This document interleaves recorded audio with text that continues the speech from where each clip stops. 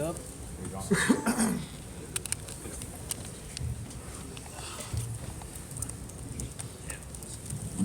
Good to see you all.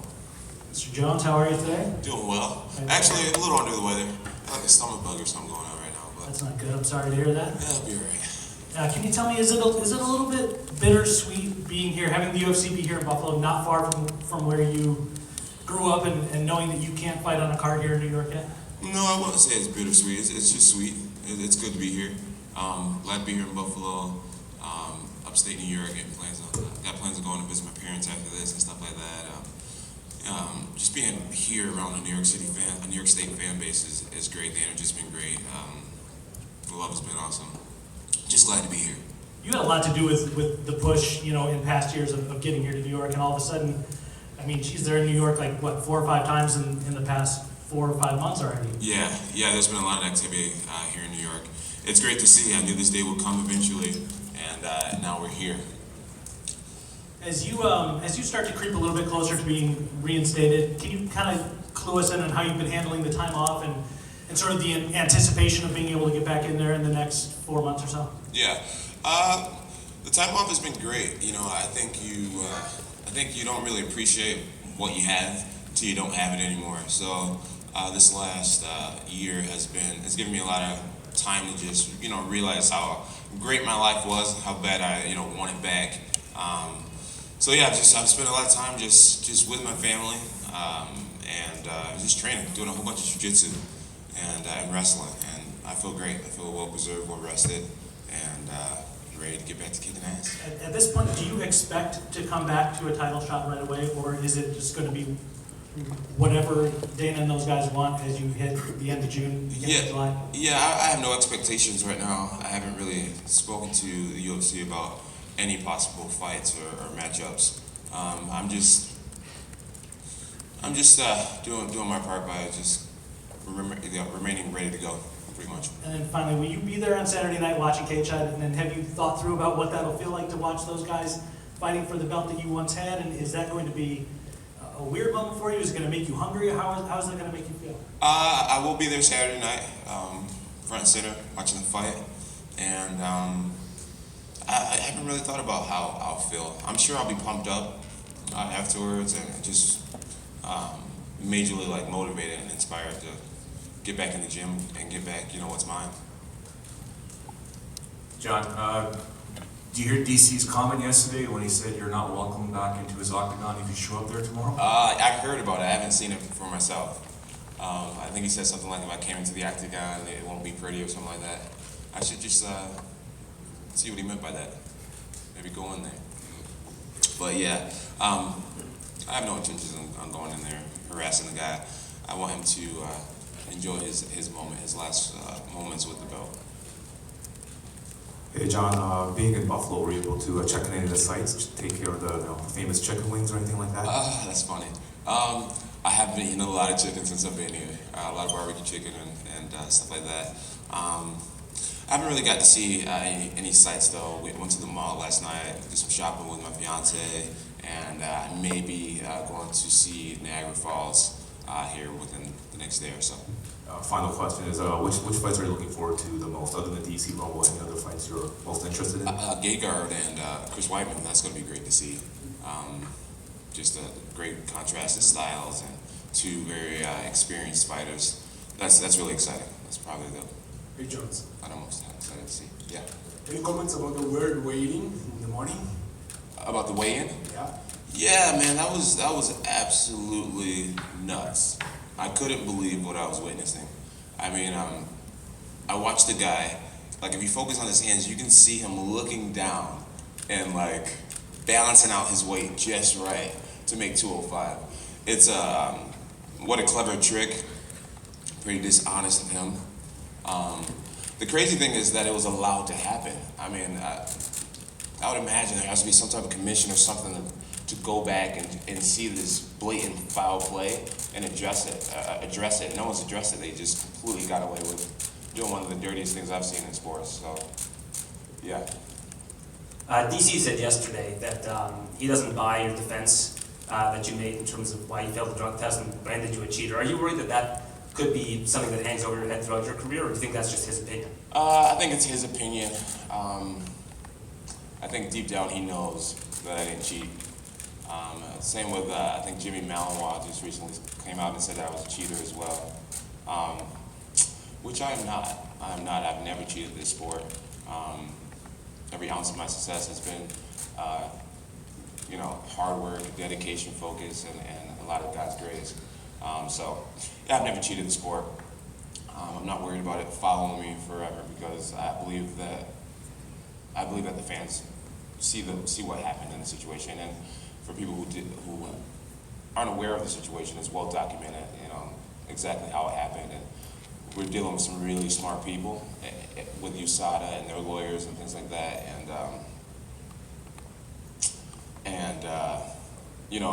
if I had cheated, there would have been a much more strict punishment. I got the minimum because I was proven innocent, so I'm not too worried about it. John, right over here. John Morrow with the Associated Press. You talked about how appreciating what you had until you don't have it anymore. Right. We go back to your last news conference. You were very emotional, and just what have you learned, and what have you come to appreciate about this sport that you have lost, given the fact you've only fought like 3 times in since 4 years? Yeah, once in the last 2 years. Since I've been gone, I really had the opportunity to look at my career from a fan perspective almost, instead of being in it. And I just realized how special of a career that I have had, and how incredibly hard of a career I've had. I think my resume, I've beaten some of the toughest guys in our sports history. All the endorsements that I've had, and all the things that I've lost. It just, it really hits you when you don't have a lot of this stuff. It really hits you. Not only does it make you realize how much work you've put in to get that, and it makes you realize how much hard work it's going to take to get that stuff back. It's hard to answer this question, but yeah, I don't know, kind of getting choked up on words, I guess. But yeah, I just realized that I had a lot, and it hurts to not have it, and I know how much work it's going to take to get it back. I'm just more grateful now for the things I've been able to accomplish than I was back when I was accomplishing them. Hey John, right here. After everything went down last summer, you didn't do any media, and then you went on Joe Rogan's podcast. Why did you pick Joe as sort of your first interview to come back to, and what was the feedback like after you went on? I picked Joe Rogan because I wanted to do an interview with someone who was MMA savvy, but also had a fan base that was more than an MMA audience, and it was a great call because I've met a lot of fans since then who don't watch UFC at all, who are just big fans of Joe Rogan, and so it was a great exposure. I felt like there was a lot of unanswered questions, and I just felt like Joe would be a great guy to get it all out and open with. I think the interview was about an hour and a half long or something like that, and me and Joe have always been able to just have a very flowing, easy dialogue, and I knew he'd also ask the interesting questions. That's just what type of guy he was. So I'm glad I did it, and there was the reaction by the fans was great. A lot of people just said it feels good to see you not hiding anything and just putting it all out there, and just being so upfront and honest. It was a great feeling. My publicist didn't like it too much, but as we look back on it, it was a great thing to do. Just let it all out. And I know you said July is when you want to go back. It would make the most sense for you to fight the winner tomorrow night. In July, an international fight would be great. You've done some submission grappling. Is there any plans to do that in between, maybe the fight in July? I have a really good relationship with the guys at Flow Grappling. Had a really awesome showing against Dan Harrison, a guy that I've always wanted to compete against, and finally had the opportunity. And I'm definitely not counting out future submission matches against the right opponent, of course. Hey, John, over this way. to your right. So at the pinnacle of his athletic prowess, Muhammad Ali had to sit out a couple of years due to his political views. You've had one fight in 2 years, 2 fights in 4 years, just about that much. Ali in the gym knew that he had to change some things in his offensive tool set.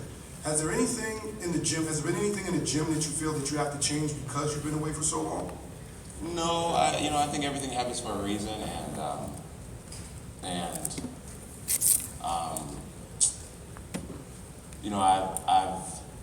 I've worked extensively on my wrestling and my jiu-jitsu, and I'm assuming sooner or later I'm going to be fighting Anthony Johnson or Jimmy Mallow, all these guys who are phenomenal strikers, and I've striked with the best of them, and I've always excelled. But I think a smarter strategy in those type of fights would be to get those guys to the ground and put them in a world of hurt. And there's no secret that when those fights happen, that will be my strategy. And the time that I've put in, I felt like not only have I been able to preserve my body, no concussions, no injuries over the last 2 years. I've just put so much work into jiu-jitsu, and I think this was just a part of like a greater plan or something. Just take this time away and to work on that category of the sport, something that I neglected in the past. I used to never want to do jiu-jitsu practice, and somehow I have the most submissions in light heavyweight history in the UFC. So now I'm just excited to see what it would be like when I get back into the game after I've put so much time in this category. I believe I'll be submitting the shit out of a lot of people. So yeah. John, just back here, you said on the Joe Rogan podcast you're living a big party lifestyle, just to have here at the back. Okay.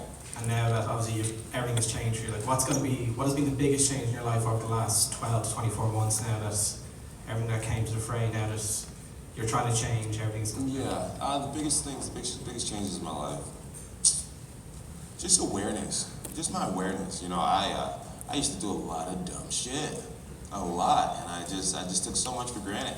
And now I realize how easy it is to find yourself on the wrong track or around the wrong people or just in trouble, So I feel my decision-making skills has increased tremendously.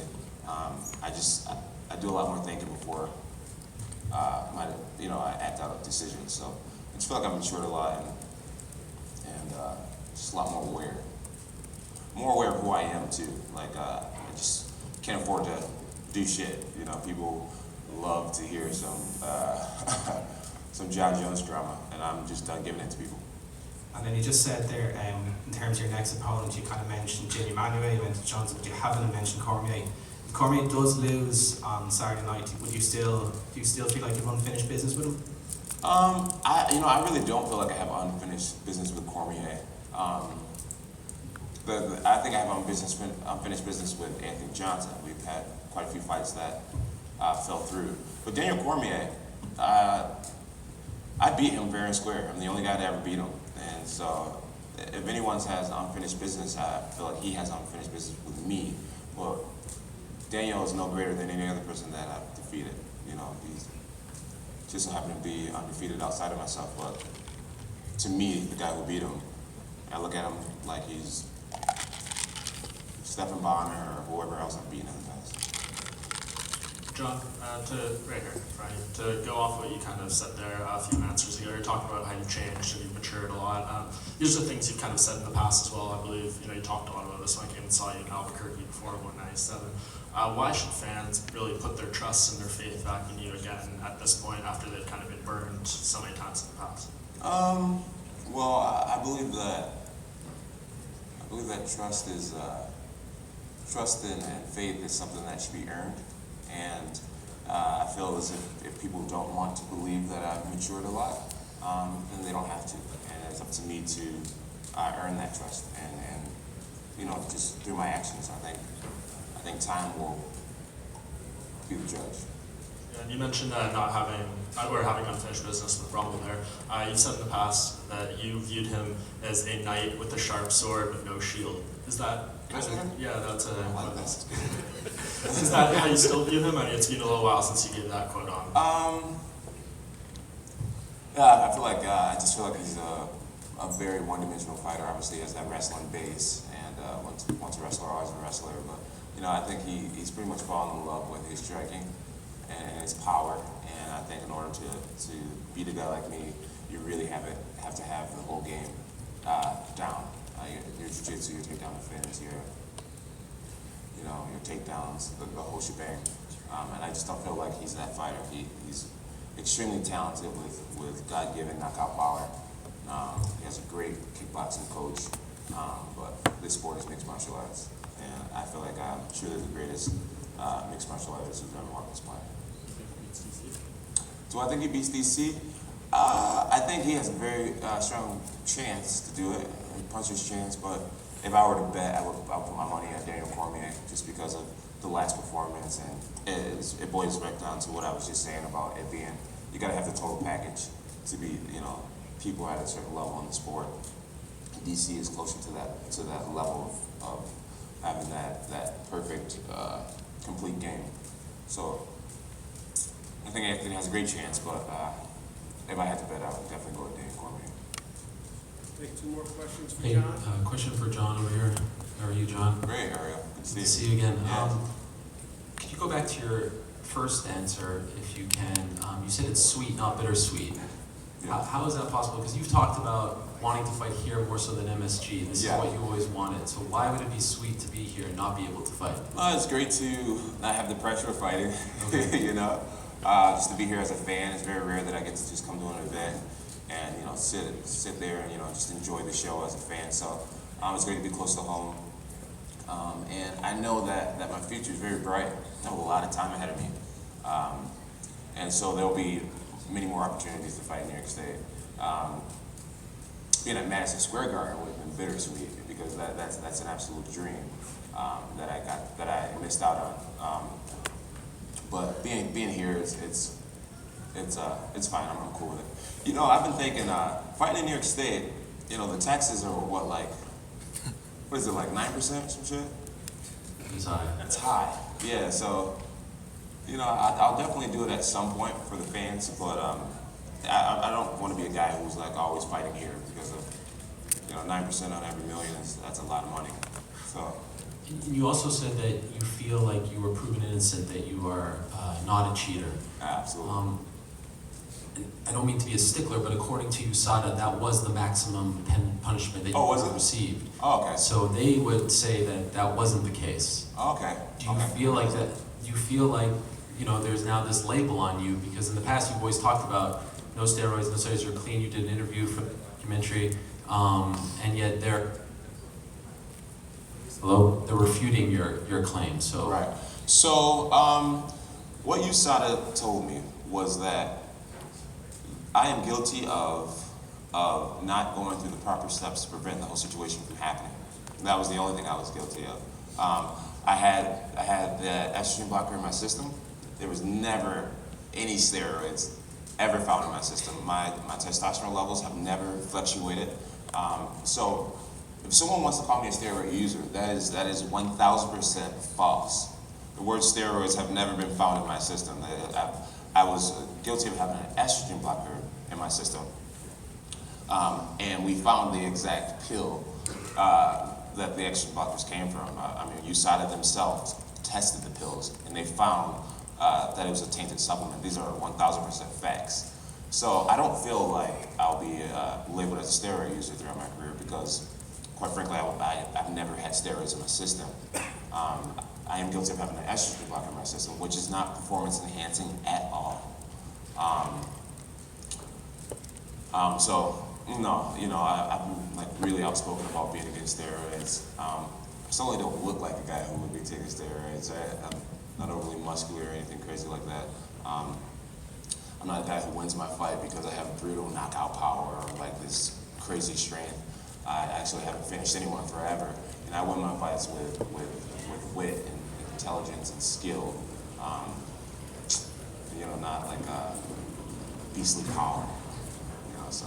Can I ask two more quick ones? Is that possible? Sure. Yeah. Yeah. Okay. Cool. Just curious. The last time we saw you here, sitting up here in front of the media, it wasn't obviously a good day for you. You were crying. You were very emotional. Can you tell us what the difference is between this Jon Jones and the one from July of 2016?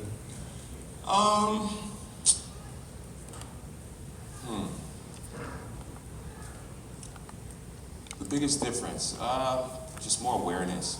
Just more awareness of, like I said, who I am, my position in the sport. I feel like I'm pretty much the same guy who was sitting there crying at that conference. I did a lot of work to get back to UFC 200. A lot of cleaning up my life and my circle, and just a lot of work. And to fall back so far because a damn sex pill, and to have people kind of assume that your life isn't together. It's like it was very hurtful. It was very hurtful that people saw me as this guy who was just fucking up.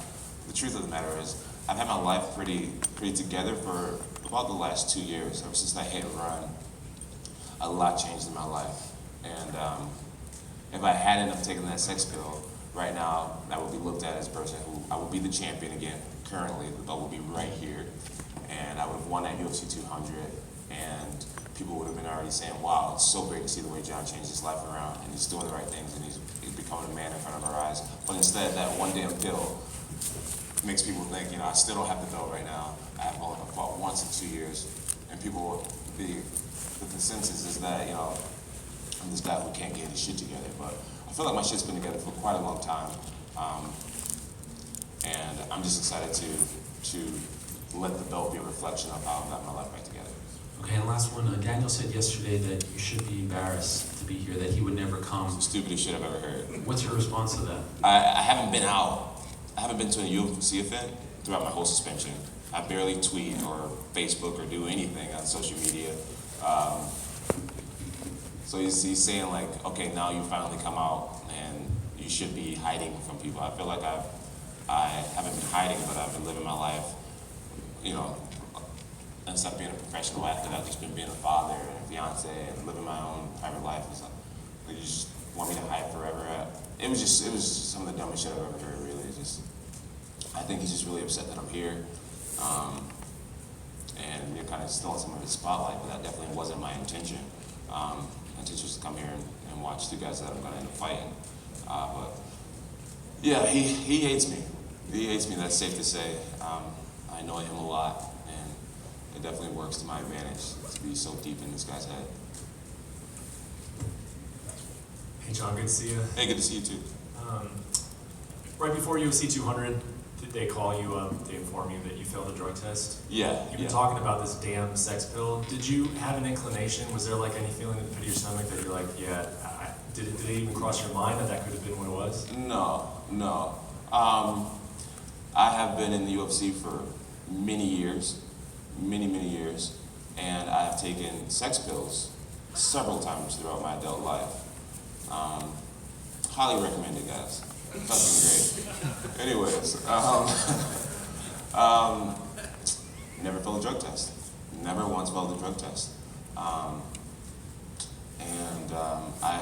just knew it couldn't have been that. I really didn't understand what it was. All my supplements have been the same throughout my career. I've been getting my supplements from the same company for like my whole career. Then I started working with GAT, and the main things I was taking with GAT was just the protein powders and like amino acids and all this type of stuff, BCAAs and stuff. Had no clue that that's what it was, but that's what it was. And there's a document to prove that. Yeah, and when you were speaking about USADA, they didn't say that you took steroids, but I think, reading their sort of judgment on that case was that you were negligent in it. That you didn't take proper procedures to make sure that you were clean. Right. At the end of the day, did you agree with that, or do you look at this as bad luck? Do you look at it as a dumb mistake on your part, or do you think it was just kind of out of control to a certain extent? Bad luck, for sure. Like I said, that sex pill was intended for one act, and not. So it was just like, how in the hell did this happen? Definitely bad luck. Dumb on my part, because I probably should have taken the rules a lot more serious and literally had everything tested. And I just figured, I just figured, this was safe because it's got nothing to do with sport performance. This is sexual performance, But just dumb on my part for not taking the rules as seriously as I should have. Now I literally I take USADA very seriously. I report everything that I take. I let them know everywhere I'm going to be. But at the same time, I'm a very optimistic person. I'm just like a type of guy who knows that I can fight through any situation. Very hard to be broken and defeated. And I know with time and with a certain amount of energy, you can get past any obstacle. So I just tried to look at the whole situation as it was meant to be. It was meant to be. And that's the way I honestly feel right now. I'm happy with the way this last year has been, even though I wasn't able to compete.